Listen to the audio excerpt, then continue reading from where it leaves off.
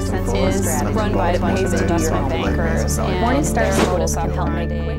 Welkom bij Morningstar.nl. Mijn naam is Maarten van der Pas. Bij mij vandaag aan tafel zit onze analist Oliver Kettlewell. Hello Oliver, welcome.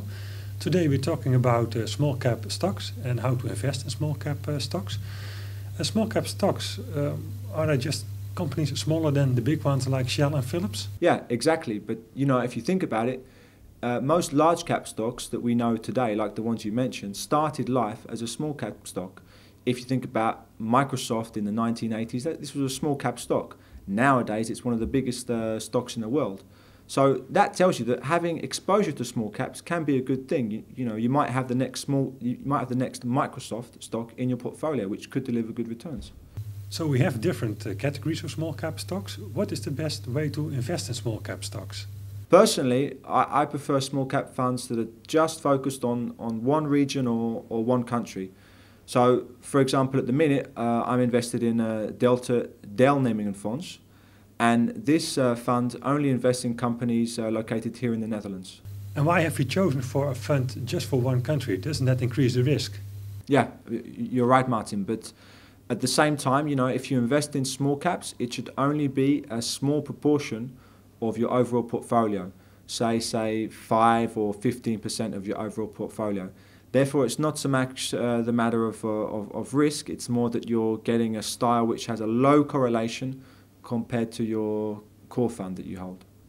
And what about funds who invest in Europe or worldwide? Yeah, we have a few of them here at Morningstar.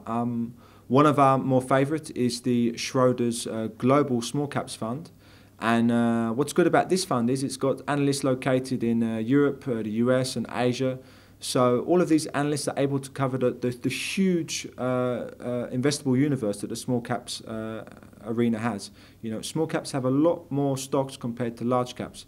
So therefore it's necessary to have a big team to research them. What if viewers themselves want to invest in small cap stocks? Can you give me the pros and cons?